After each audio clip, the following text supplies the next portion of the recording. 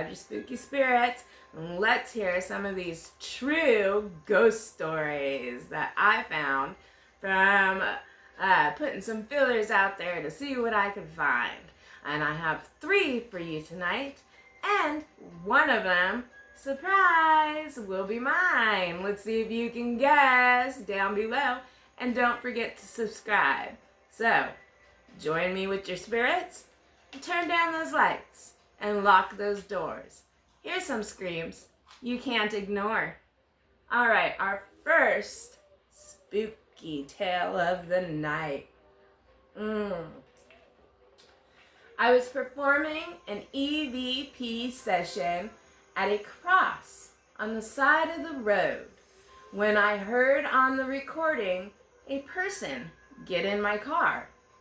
The next day I returned and nothing happened.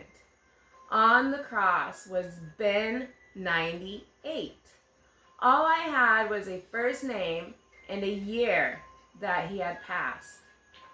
Before I left, I asked him to give me more information about him. I started driving to my next job, which was 5 miles away. Before I got there, one of the technicians called me because he was lost and trying to find his way. I pulled into a graveyard and parked to look at my maps to help figure out where he was. After I got him back on the road, I lifted my head up, and in front of me was Ben 98 tombstone. Spooky. I wrote many of these stories in my first book. Is our next story. Let's see if it's as spooky as the last one. I really like that. It wasn't quite spooky, but very intriguing. Someone really wanted the other person to know that he was there. Those EVPs. Crazy, right? All right, here we go. It was a late night when I got off work. I made my way into my parents' house. The house was small, and my sister and her kids lived there also. So my parents had one room, and my sister and her children had the other room. And me and my dogs slept in the living room. Exhausted, I made my food and turned the TV on and ate. Everything calm and normal as always. It didn't take long before I was fast asleep. Then my dog began a low growl. I told him to stop a few times, but he continued on. As I rolled over, a tall shadow man standing in the corner wearing a hat was looking at me. "Would you go away, please? My dog won't shut up," I said as I rolled back over. My dog quieted for the rest of the night. A few days later, my mom caught me alone.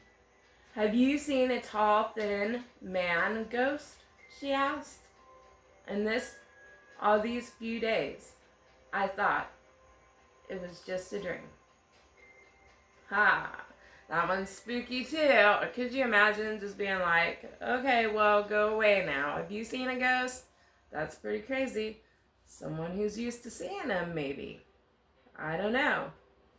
All right, let's get into our last story with our spooky spirits and see what we can dig up on this one. All right, here's our last story. The haunted home I grew up in terrorized me. Plus, I always felt uncomfortable around a gnome toy that I had, but I tried pushing that feeling aside. One night, I packed a box full of toys, including my gnome toy, and brought the box to my room to put under my bed.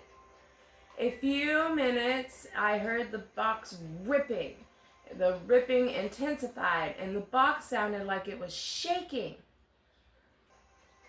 The noises suddenly stopped, and I heard heavy footsteps coming faster, feet shredding the carpet as they stomped. A whisper slid over my cheek.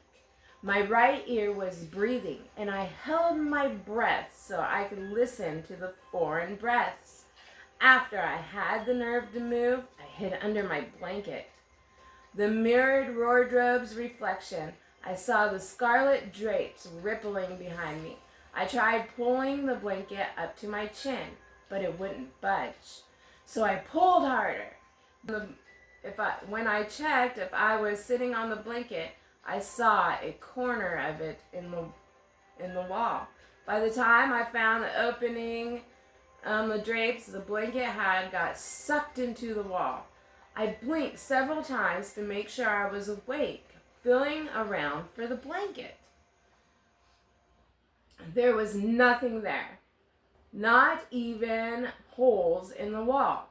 The blanket wasn't on the carpet either. The corner between the dresser and the wall was much darker than anywhere else. And the shade slithered out from its hiding spot. I buried my face in the sheets. A forceful exhalation froze my body, and a grotesque voice growled at me. Someone pinched my shoulder, and another pinch hurt my waist. When I turned onto my side, someone pinched my back, and another pinch forcefully.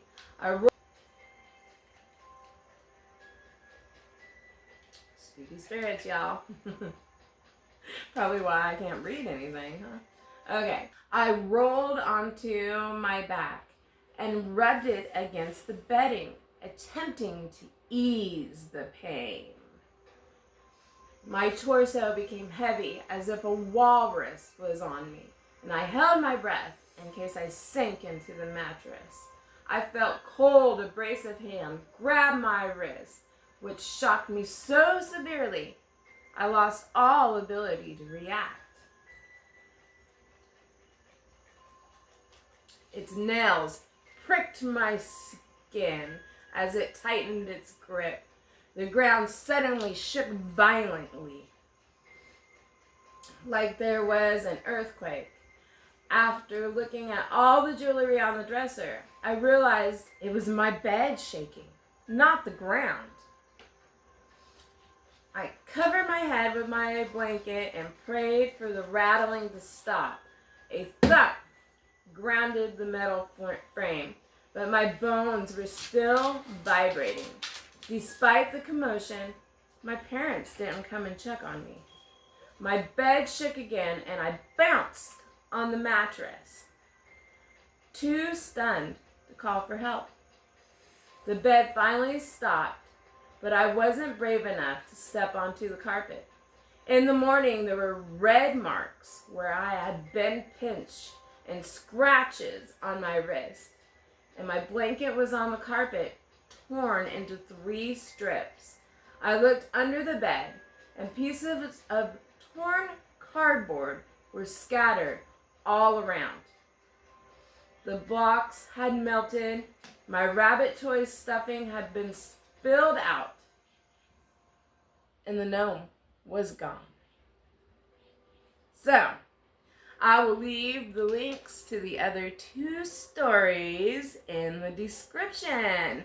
Both of the other 2 stories have fabulous books available on Amazon that you can go ahead and check out at any time. And let's see if you can guess which spooky story was mine. And don't forget, subscribe. Don't forget, have a creepy night.